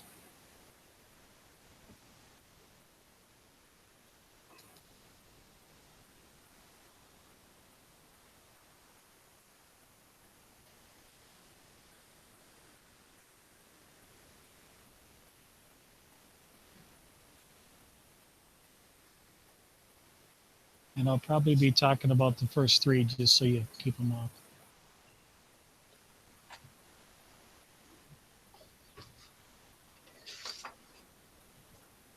All right, that first slide, I used to think it had credence. That slide to me is useless. What does that slide actually say? People that participate and not participate, it affects attendance, not at all. Those numbers are a wash. So, I mean, that slide used to have credence to me, but now it doesn't. That's not even worth showing. No disrespect, but go to the next slide, please. Now we're talking a slide that's relevant. What does that slide mean? Does that slide mean that kids that participate get higher grades, or kids that don't participate can't get higher grades? I mean, we really need to jump into that slide. That's the one that hits home with me. That's huge. That's huge. And then the third slide is the disciplinary one, correct? Yeah, and that's dear to my heart too. We really need to work on that slide too. And I know you guys have done some stuff, but we need to start thinking outside the box. Because I've been on the board 4 years and that slide hasn't changed in 4 years. And if it has, it wasn't much. So we need to do something different. Dave, you talked about that the fee will never stop a kid from participating. If the fee doesn't, what does? What would, in your mind, what's the two biggest hurdles? For participation would be credits toward graduation, making sure that they're coming to school and they're getting their education would be the biggest one for me. Making sure that they're going to graduate and have a degree. No, but I mean, what's stopping a kid from participating in sports or art or clubs or anything? Right now, I would think a lot of it has to do with transportation. It has to do with getting them there and back home. A lot of kids have changed and are working. And so there is that. But for me right now, it's the biggest thing is that we have families that are dual income or they're working and they can't get kids back and forth. And the only way to get home is to get on the bus after school. And to add on to that, you have a number of kids who say, I'd love to, but I need to either be home to take care of my siblings while my parent or parents or guardians are at work, or I need to be working because I need to help the family out. And so there's a whole family financial dynamic that I've had kids when I was coaching last year. They'd love to be, but can't be there because I have to be taking care of siblings or doing these other things, and they can't participate. Can you guys show me the data that supports what you're saying? I don't know if I could bring you data of kids who just say they can't because there's not. We don't record those who can't participate because of family. We don't know. I mean, every kid who never even tries to register, there could be ones who just don't even bother to because they already know they won't be able to make it to practices. Hence the question, why don't we know that? Why don't we send out that survey? Why don't we ask those questions? Why aren't we more proactive instead of learning about the hardships after the fact? Is that something, Sylvia, that you could come up with? We send out enough surveys other than that. Let's send out another one that would actually make a difference. I don't mean to talk bad about surveys. I see a nod, yes. Willie, is that something the school district could go for? Data is powerful. So I saw Sylvia unmute. And so I'm going to let her respond to that. Can you do a survey with that? Yes, you can. And I think I understand it, Jeff. The survey that you'd be talking about is, hey folks, if you were, what hinders you from participating in an activity? And so it's trying to find that information. And there's a plethora of answers to that in my experience. But yes, I'm sure Sylvia, along with the two ADs who are on this call or on this in this meeting, could develop some questions to find out some of the responses. And then with that being said, some of that we'd be able to address or at least be able to see if we can solve it. And some of it might be that it's not something that we can solve. Exactly. That was my hope too. At least let's find out what we can solve. Okay. All right. That's all I have too. Thank you. Monica, you have one? Yeah, thank you. I wanted to follow up a couple of things that I heard. So the first thing that I heard from other board members is about the having the activities described exclusively by the two main high schools and having McKinley out of the activities as a high school. I will ask you to review that because part of what excites people or what excites kids that I have seen, and I do realize that my experience is limited and you are the experts, but it is that pride of being belonging to that school. And I see many kids that leave the main school and go to McKinley and they see themselves as something temporary and they really wanted to go back to the main school, but there are other kids that actually will become an identity, will have an identity and a belonging to the McKinley school. And I do see this as one of those barriers that kids may experience about having that. Also, while you were talking about those schools, I remember that Al Johnson did a community garden or kind of a garden at McKinley before. And this is a great activity involvement with kids. I do remember that there is a McKinley student that did a mural artwork that was featured someplace else. I don't remember where it was that feature. That it was so impressive that the kid was brought up to feature that in some place in something special. I don't remember what it was, but those are the things that I would like you to highlight into activities pieces as well, and that will develop belonging to those specific schools. So that's one thing that I wanted to say. I also wanted to comment a little bit about what sounds like, Jeff, you talk sometimes like a command, let's do a survey, let's do it right now. And I wanted to ask people to, I wanted to say, yes, I agree that we do need that hard data. And I agree that we should find a way to get that data. I just would like to have the expression a little bit less commanding in terms of let's do the survey, that's the way, because there might be other ways to get that data. And I don't want to have people to have one more survey while we still have barriers for the surveys as well. In terms of what things that we heard from the students, when we heard that, yes, I have daycare to do. In my experience working with after school programs, the kids always have to take care of their siblings if they didn't want to do something with me. So they will do that. But when the kids wanted to do something with me, they will bring the kid that were babysitting to the activity. So that is some of a barrier. A person that I respect a lot in terms of art, as a former board member, Dennis Whipple, has said to me always, kids can do absolutely anything. And he's completely right. Kids can do absolutely anything, including participate in activities that they are not allowed to, when they want to. So one of the main barriers that I find for kids to not participate in activities is that they don't really want to. And one of the things that I wanted to say about that is that one example that I can give you, one personal example that I can give you is that being already as an adult, I wanted to be in a play with great theater. And actually I casted for that play. And I was already an adult when I cast for that and I went part of it. And I felt at some point very awkward being in that group because everybody knew each other, everybody were friends with each other, everybody had the jokes that I didn't understand, and that wasn't that was for me what could have been a barrier to not come back to that play. It takes a lot of effort to be the first one that you do that to do the one thing the first time. It takes a lot of confidence that you may not have, especially if you are a kid or if you're doing it for the first time. I mean, I was older, as I said, and I don't want to tell you how old I am, but I was older, and I still had to pull myself together with years of telling myself that I'm maturing enough to be able to be in a group of people that I didn't know and doing theater with them.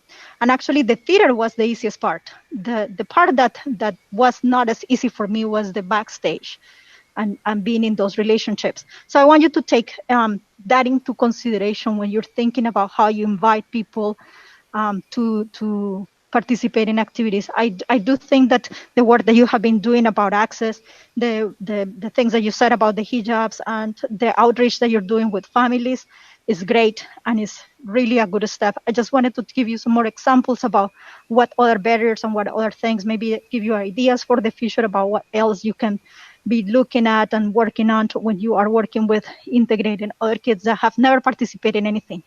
I will say that about arts, for example, why people don't participate, don't go to arts is because of lack of exposure. And if you haven't had the exposure when you're little, it's very hard that you're going to value and recognize arts when you're old.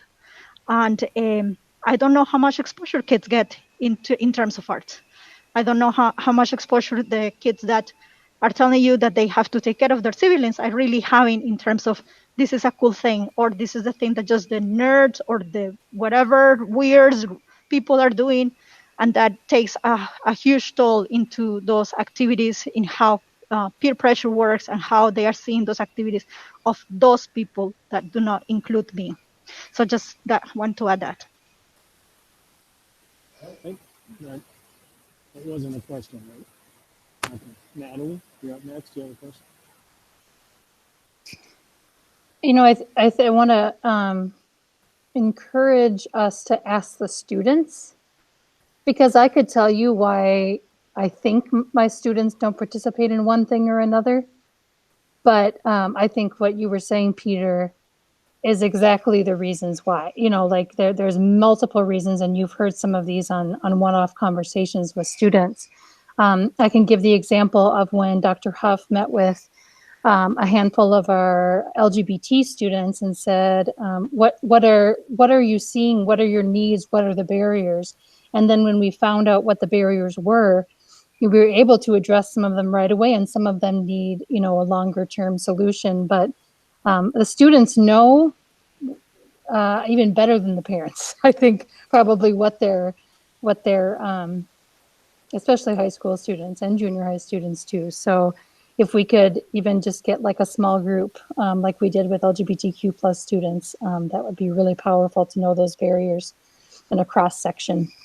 I think I just want to reiterate again the transportation thing, you know, for that to be one of the number one things, and for us to be at the point where we don't have a way for A students to get there on B days still right now.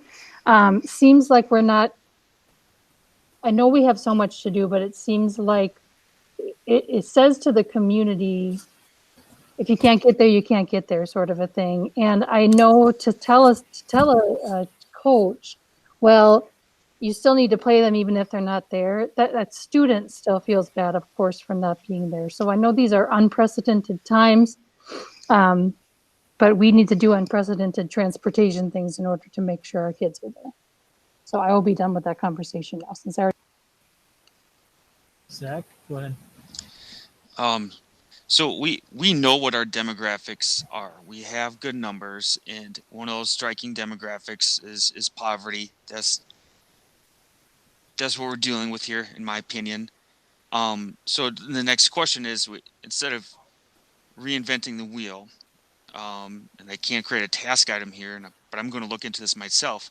Are there other solid examples of school districts somewhere across the country that were able to increase their rate of participation in activities with demographics like ours, which are complex, constantly changing, and a poverty rate that is not going to go down for anytime in the near future. So I don't know if anybody has anything they're working with yet, but if not, we definitely need an action plan to address what is going to be long-term stagnant participation because of our community demographics. Thank you, Zach. I think we'll wrap that one up. It's an hour and 5 minutes. We'll get back on task. Thank you for a great presentation, gentlemen. Next up would be item number 2, schools update. Going to be done by Dr. Lori Putnam, Assistant Superintendent of Secondary Education, and Dr. Marcia Beisch, Assistant Superintendent of Elementary Education.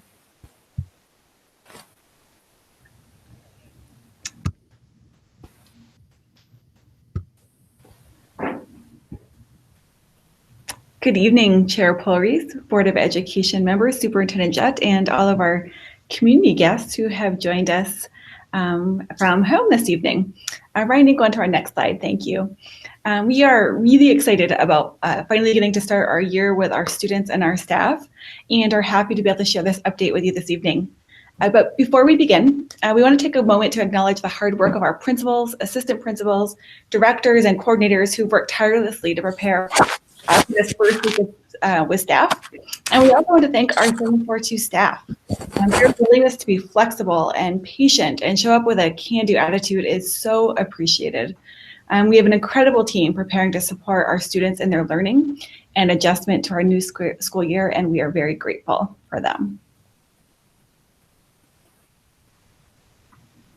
As Lori indicated, after weeks of preparation, it has been so wonderful to welcome staff back this week. Sites have held staff meetings virtually and found very creative ways to do virtual team building, and also provided grab-and-go breakfasts for staff. Staff have learned about updates and expectations to Seesaw and Schoology. Our licensed and non-licensed staff have learned about the various health and safety protocols and began doing their own individual online daily screenings, as well as have participated in temperature checks at sites each day as they arrive to work. In addition, staff learned about classroom assignments, changes to room arrangements, one-way traffic patterns, and classroom cleaning routines. Staff are also very busy preparing their classes for social distancing. I was in a building where they're measuring, they're using the tape measure and making sure that there are 6 feet between students as they sit in their desks or at tables. And so they've been very diligent in ensuring that classroom environments are ready and safe for students when they arrive. We are so excited to welcome our students and our families back next week. As you know, we have family conferences coming up. Our elementary schools will be doing listening or goal setting conferences. They'll be meeting for about 45 minutes with each family. And during that time, they'll be asking families and listening to their responses about their hopes and dreams and what they want for their child for the school year. They'll also be deploying their devices. As we know, those are new for some of our younger learners. And they'll be teaching how our families, and then for our older elementary students, how to use Seesaw, and also how to use the device in general. At the secondary, we will be doing a mix of in-person and virtual family conferences and get to know you options. Our amazing 6th and 9th graders who are part of either Web at the middle school or Link crew at the high school have planned and will lead virtual orientations, which is amazing. I always think it's impressive enough that they do it in a gym, in the classroom, face-to-face, and now these students are going to show us how it's done virtually. And this will, of course, be supported by staff, and we're very excited and grateful for those leaders. And our students will be doing some online learning seminars. They'll focus around health and safety expectations. So we'll be doing a lot of that pre-teaching about the COVID-19 screening form that's available in Skyward in the morning, what to expect on the bus, and how to enter the school and the classroom, and how to keep ourselves safe. We'll also be teaching the learning routines. We know that those will change this year for our students who are learning in person and at home. For our secondary, learning how to learn during a block schedule, what that routine looks like. And then we'll be teaching students how to use those learning tools such as Seesaw, Schoology, and the Google Suite.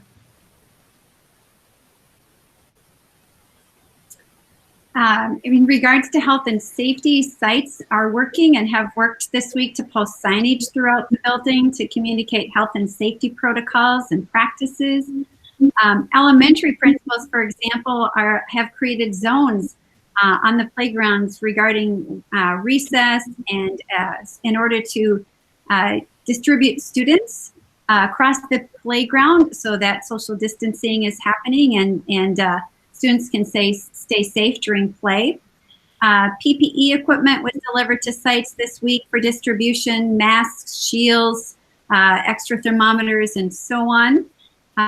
Care rooms have been identified, staff have been assigned to those rooms, and rooms are getting set up to care for those students who maybe come ill with COVID symptoms during the school day.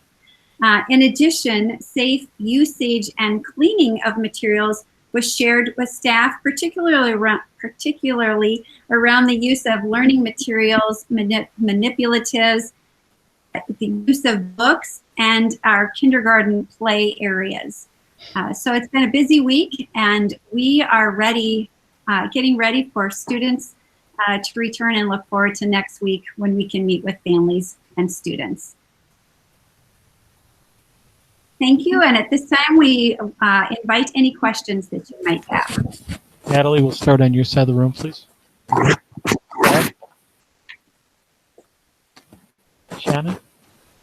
No questions, thank you. Monica? Yeah. I just have a couple. You've identified care rooms in all the buildings, Marcia? Yes, care rooms have been identified in all buildings.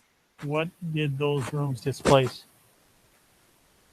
You know, I couldn't tell you because in each building that looks different.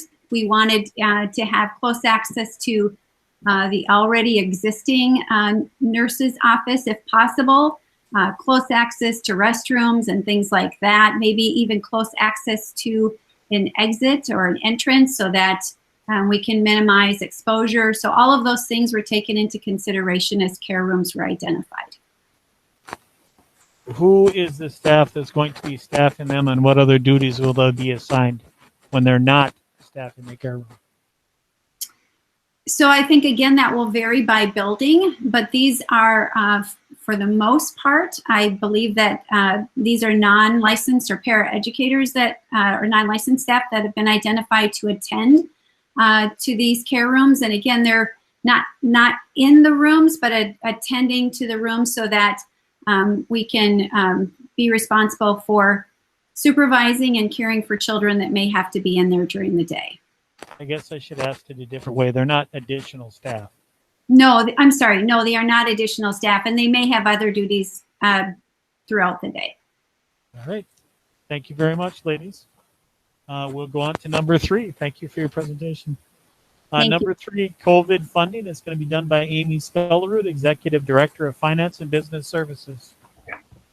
Good evening, Chair Paul Rice, Superintendent Jett, members of the board. I believe Gary will be bringing my presentation up, but I'll just go ahead and get started. So we're talking tonight about COVID-19 funding, and you can go ahead, Gary, and flip to the next slide. So specifically, the funding that school districts are receiving related to COVID-19 is really all falling under the General CARES Act. And CARES, for those who aren't familiar with the CARES Act, stands for Coronavirus Aid, Relief, and Economic Security. And so the CARES Act was passed on March 27th. It obviously encompasses a number of different funding supports for individuals and businesses. We're going to focus tonight on the funding that the school is receiving. And there are 3 different specific funding sources that are coming from the Minnesota Department of Ed that fall under the CARES Act umbrella. So the first is the Governor's Emergency Education Relief Fund, which is also known as GEAR. The second is the Elementary and Secondary School Emergency Relief Fund, also known as ESSER. And these two, we were notified probably mid-June, between June and July, that this funding would be coming. Amounts were still pending, but we've known about these two funding sources throughout the summer, and we've been able to incorporate that into our planning. New that we just found out about a few weeks ago, was finalized, are the CRF funds, which stands for Coronavirus Relief Funds. So those are additional funds that were just made available as part of the last executive order by the governor. Next slide. So the allowable uses of the funds, there is a lot of overlap in funding, and you'll notice as we go through, a lot of the allowable costs can be purchased out of multiple funding sources, and so it's somewhat of a puzzle in terms of the timing. A little bit later, we'll talk about the timing and when the funds expire, and so certainly some items will end up in one funding source versus another, just simply based on the timing of the allowable use of the funds. But the first pot of money, which is the GEAR funds, is a very narrow scope of allowable uses. It really has two allowable uses, one of which is expanding technology capacity. And so that can be both in terms of expanding and providing additional access to students for internet, whether that be by broadband expansion or wireless hotspots. And then the second is devices. So that is really the only two items that kind of fall into that expanding technology capacity allowable use. And then the second is specifically for summer school programming to provide transportation or staffing to improve student to teacher ratios. And that's specifically to go to a 6-to-1 ratio to be able to socially distance and provide those supports. So those are the only two allowable uses for the GEAR funds. The next funding source is the ESSER funds. The ESSER funds have a pretty wide range of allowable uses. I've sat in on a number of webinars from MDE, and there's been very few things where they have said, no, you can't use that, as long as your justification for the expense is that it's not something you would have been purchasing or planning for if not for the COVID pandemic. So some of the things that are specifically called out are technology, hardware, and software, which again could also be utilized with the GEAR funds. Cleaning and sanitizing supplies. The next one is a very broad definition, providing schools with the resources necessary to address the needs of their schools. Pretty much anything. So that can be extra staffing, that can be additional supplies, materials, as long as there's that direct correlation that ties that back to the fact that that need wasn't budgeted previously and the need has arisen because of the pandemic. It's pretty much, as long as you're providing that justification, going to be an allowable use. Coordination and implementation of preparedness and response efforts. Again, that's very COVID specific. That may encompass monitoring or tracing for contact tracing, those sorts of activities. Planning for and coordinating during long-term closures. So again, that could be transportation or delivery of meals if we end up in distance learning. That could be staffing, just a number of allowable uses. And then again, other activities that are necessary to maintain your continuation of educational programming. So again, pretty wide allowable uses. The last group of, or the last funding source, which is the newly identified funds, are a little bit more narrowed in terms of allowable uses than the ESSER funds. But you'll see when we get to the end that there's still kind of a catch-all as long as it falls within a specific category. So the CRF funds are broken into two different funding justification narratives in the application. The first is operational costs, which is pretty specific in that it's only for transportation, cleaning supplies, PPE, and screening supplies. So that is a very narrow window.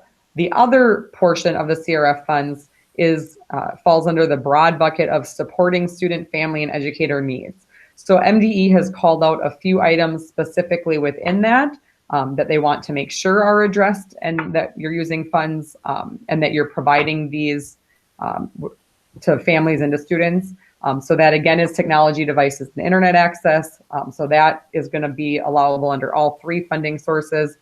They've specifically called out digital literacy, both for staff, students, and families, to make sure that we have everybody having the education and the training, not only the device, but the instruction on how to use the device, translation services, tutors or mentors that might be necessary to support your learning model, professional development in a number of areas, including SEL and equity and a number of other areas.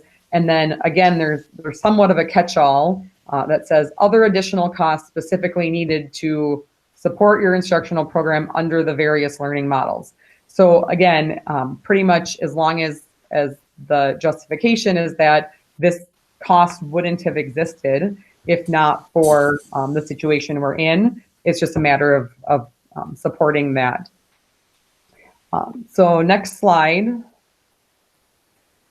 So now the real question that everyone always wants to know is how much are we talking about here? What is the funding amounts?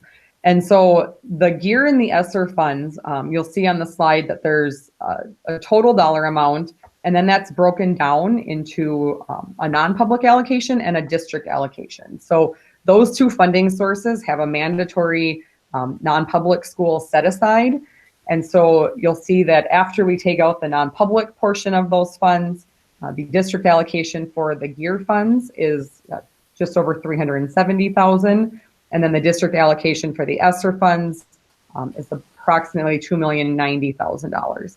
The CRF funds do not have a non-public set aside, and our allocation for that is approximately $3.2 million. What becomes a little bit challenging is the deadlines for spending. The GEAR and the ESSER funds have a much longer window, and so those funds can actually go back to cover expenses all the way back to March 13th at that first initial date of the governor's order, and they extend all the way through September 30th of 2022.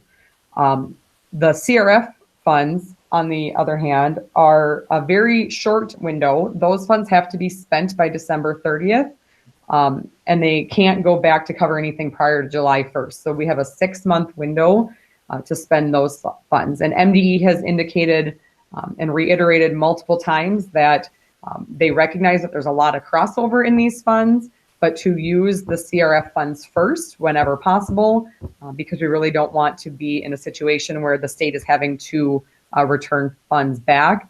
They want districts to be strategic about what they're spending and what they're putting in each grant so that we can make sure we spend all the money. One other thing that I actually just found out was finalized today, so it's not in the slideshow, but we are actually also receiving money from the counties. We had known that we were receiving money from Wright County. However, our student count for our students who live in Wright County is relatively small. And so that's only about $19,000. We did receive an email today from Stearns County, and we're receiving just over $1 million from Stearns County as well. And again, a lot of overlap.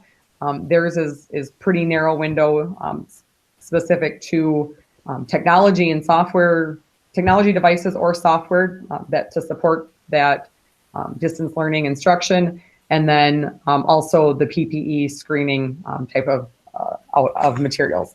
And those county funds have to be spent by December 1st, so even a shorter window. So lots of work going on right now in my department to try to figure out what will end up in what funding source so we can get all of those applications in and submitted.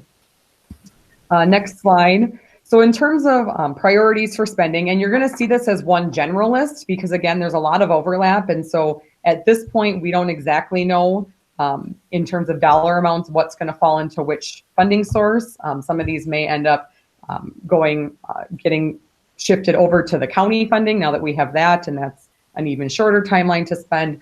But Cabinet has been meeting and discussing the priorities for spending on a weekly, if not bi-weekly basis. And so these are the items that have been identified as priorities. The devices for students and staff, that has already come to the board. We had that brought forward for approval so that we could get those purchases there and those devices in hands and distributed to students and staff before the school year started. Online subscriptions will be a part of the various funding sources. There's certainly some programs that we wouldn't have necessarily paid for subscriptions for otherwise, that we now want to make sure we have all of those resources to support both our students in our Distance Learning Academy and all of our students for our hybrid delivery model, or if we end up in a distance learning situation. Personal protective equipment, PPE, is pretty self-explanatory. And then screening supplies, cleaning supplies, additional custodial support. So at this point, and you may start to see some of these come through on consent agenda as the actions for hiring, but we are adding 3 additional custodians at this point to help support some of that high-touch cleaning and to make sure that we have adequate custodial support on hand. Translation services is another one. We've had a number of documents that we need to get either internally or externally sent out for translation in terms of communicating with families all throughout the summer and as the school year continues. And then additional classroom teachers will, anything that's a position will more likely end up in our ESSER funds because we know the other funds only go through December. And if we have positions that we need them beyond that 6-month window. But there is some need for additional classroom teachers to balance the staffing for the Distance Learning Academy, and then also to ensure that we have those class sizes at a limit that allows for social distancing, which is typically going to be a smaller class size, particularly in the K2 grade levels where they're coming every day. We're going to see smaller class sizes and thus have a need for additional teachers. And the next slide, a couple other items, building signage, just to make sure that we have signage about social distancing. Tammy and her department have been working with buildings to get together some signage packages and get those so that we have that consistent signage and messaging throughout the district. Permanent substitutes for each building is another one that will be a year-long expense and so will likely end up in the ESSER funds. But there's an acknowledgement, and there was actually that article in the St. Cloud Times about a week ago, just talking about the concerns that schools are having about sub shortage and having subs who are familiar with our digital platforms and that digital delivery. And so we've identified that as a priority to have a permanent sub assigned to each building who really knows our systems and knows the building and knows the curriculum. Another one from a position standpoint is to have additional standby bus drivers. We are running all of our routes. We don't have a lot of standby bus drivers normally. We have a few, but there's an acknowledgement that whether due to illness or potential quarantine restrictions, that we could end up in a situation where we are short a driver, and we want to make sure that we have additional standby drivers hired and on staff and ready to go so that we can continue to support those routes and continue to get all of our students to school. A couple other, the other items are pretty self-explanatory. Parent outreach and support is really a function of our equity department and kind of ties in with that translation. And that's kind of a broad category. We may have a whole bunch of things that end up falling into that as we start the school year and find out where our needs are. And that may end up that we need an additional position at some point. All of this is a work in process. Staff time for IEP writing and scheduling is another big one. For every special ed case manager, for all of our special education teachers, they had to come in and rewrite IEPs to support all 3 of the learning models, which is obviously not something that we would have planned for and is an additional time requirement for those staff. And so that is time that rightfully so we are paying them to do or have paid them to do over the summer. And then the same thing with secondary scheduling. Our counselors had our secondary schedules done in the spring. That's always something that gets done concurrent with our spring staffing. However, with all of the large number of students that have enrolled in Distance Learning Academy, all of that scheduling and all of those student schedules to both accommodate the AB day and then also to accommodate and pull out and schedule the Distance Learning Academy was a significant amount of time for those secondary counselors. And then food service equipment, there's a few items that we were purchased to accommodate meals in classrooms. A building capacity study was something we had done just to make sure that we knew what our capacities were in our room, make sure that we are not exceeding those fire marshal limits or overall building capacity to be in compliance with the governor's order. And then staff development, we haven't necessarily done anything with that yet, but there's an awareness that staff development isn't allowed use, and there will probably need to be some additional staff development that we may have to pay, whether that's staff time to pay for outside of contracted time or the actual consultants to do the staff development.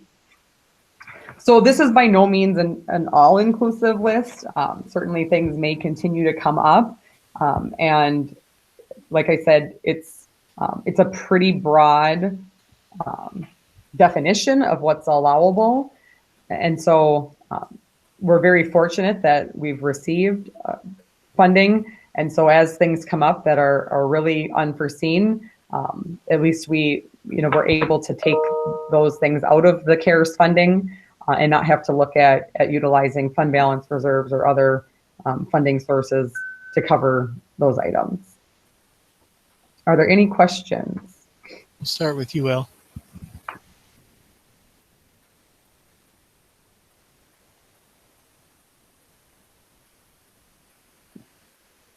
Amy, it wasn't on there, I didn't see it on there, but wouldn't just about any expense that has to do with our Distance Learning Academy be eligible for CARES Act funding? It would, as long as it's an additional expense. So if it was already a position that was budgeted, so that's their distinction, is if you had budgeted a teacher and you were able to move that teacher over, then they would say it's not technically eligible because you already had that factored into your budget. You just moved the teacher with the kids. But not everything, when we're pulling students from throughout the district, not everything is working out from a staffing standpoint to be a one-for-one trade. We're having to increase overall staffing, or at a minimum, hold staffing to where we had budgeted, even though enrollment might be coming in slightly lower than projected. So it could be, but you have to really be able to substantiate in an audit that it was a true add to your budget. Okay. My second comment is that it is a lot of money. There's almost, $6-7 million there. But if you think about it, that's less than half of our special education cross subsidy. If they would fix the special education cross subsidy, just think what we could do. Yeah, that would be amazing. Monica? I gotta give you kudos, Al, for keeping the special education club subsidy out there. So, Consistent. this is good. Yeah, but agreeing with that. So also, I did. It's the number one challenge we have in our district from a funding standpoint. True. No discussion on that. So, okay, what was my point here? So one thing, everything for CARES Act has to be expended, or so it has to be expended by the end of December. Is that correct? So the county money has to be spent by December 1st. So that's a little over $1 million. The CRF funds have to be spent by the end of December, which is $3.2 million. And then the GEAR and the ESSER funds, we actually have until 2022. That has a much broader, that goes through fall of 2022. So those funds are the funds that we would be looking at to support additional positions, because we need the positions to last beyond December. And the total between the ESSER and the GEAR funds, when you take out the non-public share, is about $2.4 million. So the vast majority, yes, have to be spent by December. So you kind of answered the question that I was going to ask. And and thank you. So, kind of to restate it in another way. So are you keeping, so you have a lot of funds that overlap, that the timing is different. So is that how we are doing this? Like looking at how we can expense it. So how do we, in terms of auditing and in terms of reporting to the public and to the government, how are you keeping track of all the expenses, saying this is for this and this is for this, when there's so much overlap on that? And also, yes, my other question was about how do we, what needs to be sustained after December? Yep. So the reporting for it, we in our accounting system have different account codes that we'll set up to track each one. And so some of the items we may have purchased prior to all of those actual codes being determined and set up. And so we would do journal entries and reclassify items, but we maintain all of that reporting within our system because not only from an external standpoint, but all of these funds are going to be subject to federal single audit as part of our district financial audit next year. We won't have any significant expenditures in last fiscal year, so the audit that will come to the board this fall won't need to audit any of these funds because it's a very small amount. But all of these are being tracked and those records are all being maintained by the Business Services Office. So that we have that clear distinction. The funds for the counties, in some instances, they're asking for copies of invoices to be sent along with that, so that they, have a clear record of what they've reimbursed us for. And because all of that is subject to audit, it's very clear cut, and it's just an accounting challenge, but we make it work to prioritize and to move things into those funding sources. So it's kind of that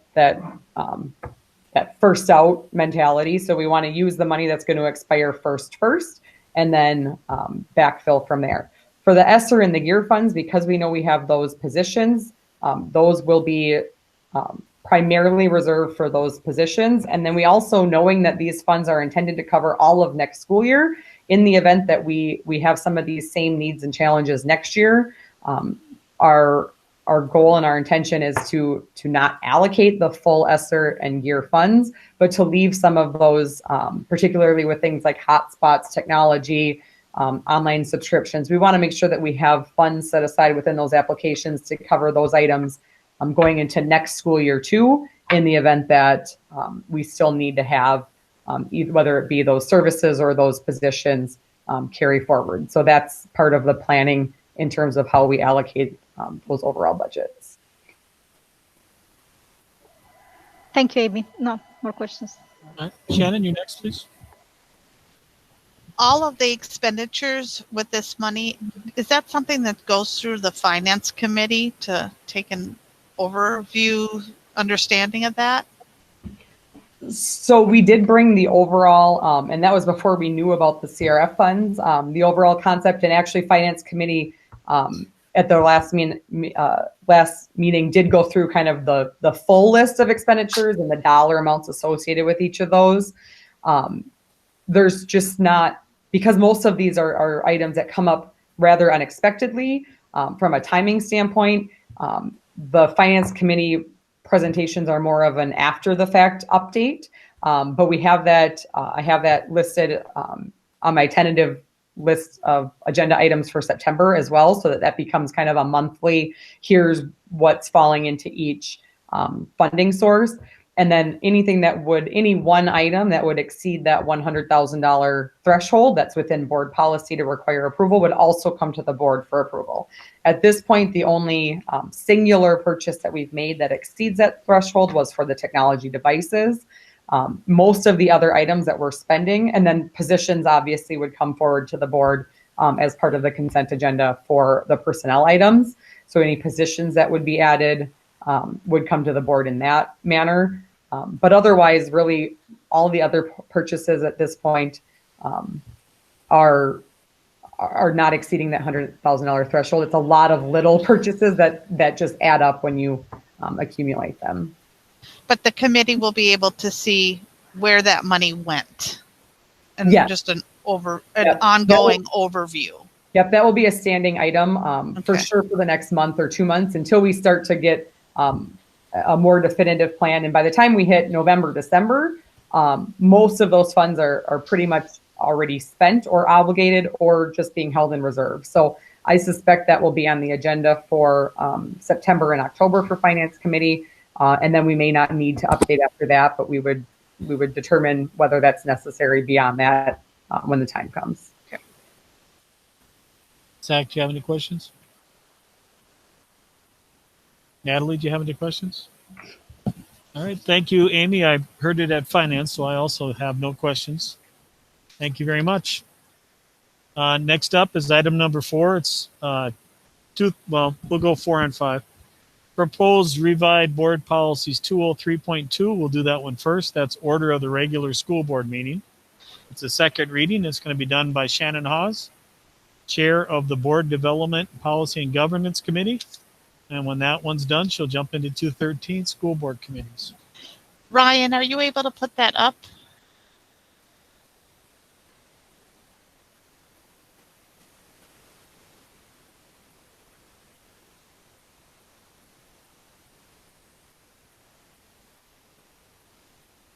We did make some adjustments after feedback and a conversation to 203.2. Sorry, I don't know. Is it 0.2?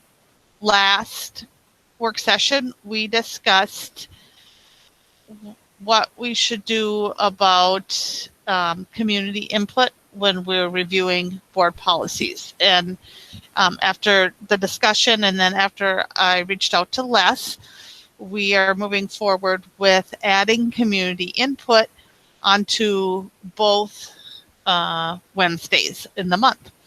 And then also on this policy, we have split the approval of the agenda with the approval of the consent agenda.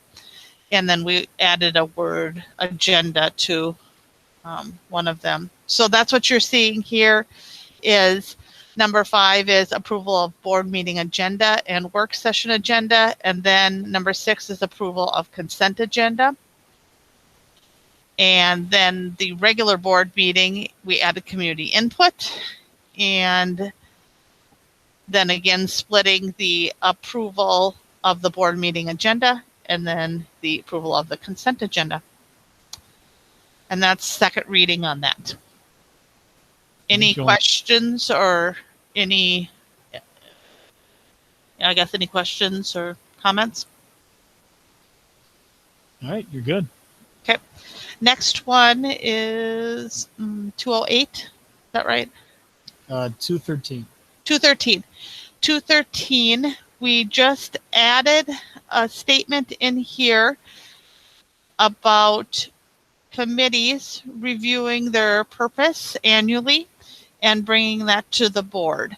The reason we were putting that into 213, which is school board committees, the reason we're putting that into this board policy is because that was the last section of the governance policy that we needed to bring into a school board policy. Because then following this one, we are second reading that we are recommending, the board development committee is recommending to discontinue the governance policy. So if you scroll down, Brian, to, I think it's on the second page, right there. Each committee will review its duties and purpose annually and submit recommended revisions to the full board for review and discussion. And then for a current list of committee duties and purpose, we would want that put on the district website. Again, any questions or comments? And I have one. Yep. It's actually a question addressing Zach and Natalie. You both had concerns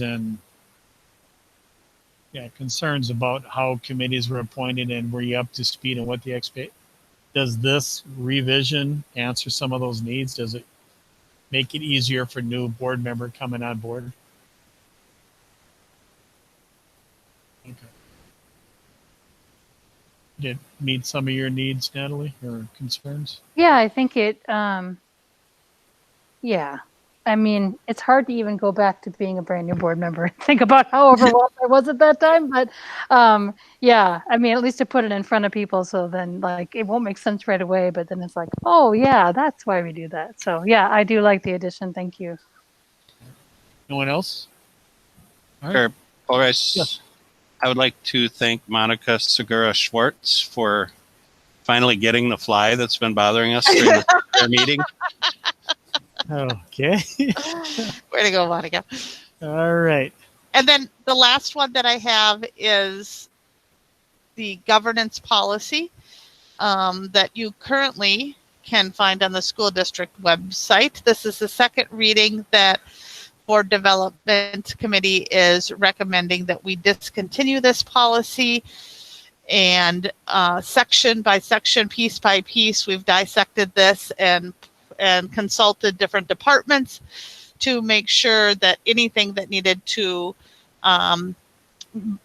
continue in policy, board policies, was put into a standard school board policy. So then we could discontinue the governance policy itself and vacate. And we're to Yes. that point, right? We're to that point, second reading, that we are recommending that this is no longer. Any further discussion on 208? Thank you, Shannon.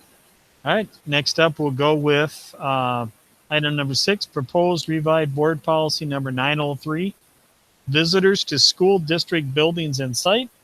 It's also up for a second reading. It's going to be done by Dr. Marcia Beisch, Assistant Superintendent of Elementary Education.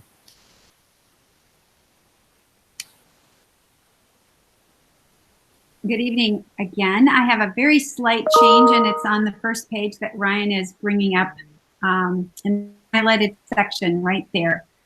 It previously said that the school district administration is responsible to develop, communicate, and enforce this policy. There was some question about the school district being responsible for developing policies, and we do not do that typically without collaborating with the board development committee, and so that is done in collaboration with board development. And so we've changed the language to say the school district administration is responsible for communicating and enforcing this policy, because it wouldn't be exclusive just to this policy that we develop. We do all of our policy development in collaboration. So that's it for me. Thank you. We'll go around. Natalie, anything? Zach? Shannon? No. I have none. Monica? All right. Al doesn't either. Thank you, Marcia. Appreciate that. Job well done. Thank you. Next up is proposed revised board policy number 533. It's the wellness policy. It's also a second reading. It's going to be done by Lori Posch, Executive Director of Learning and Teaching. Good evening, everyone. And I'm going to add Gary into this as well. So this is the one that covers information from both of our departments. I did not receive any feedback after our first reading. I know that it's a very lengthy policy. And if you remember from the first reading, we really went along with MSBA's recommendations. A lot of the information that was in here had previously been pulled out and had been placed in some procedures information, but we really felt that it needed to come back into the official policy. So I will entertain questions, as will Gary. Natalie? Zach? Shannon? Monica? Al? Job well done, Marcia. We're looking good. Thank All you. right. Next up, proposed revised board policy 506, student discipline, second reading.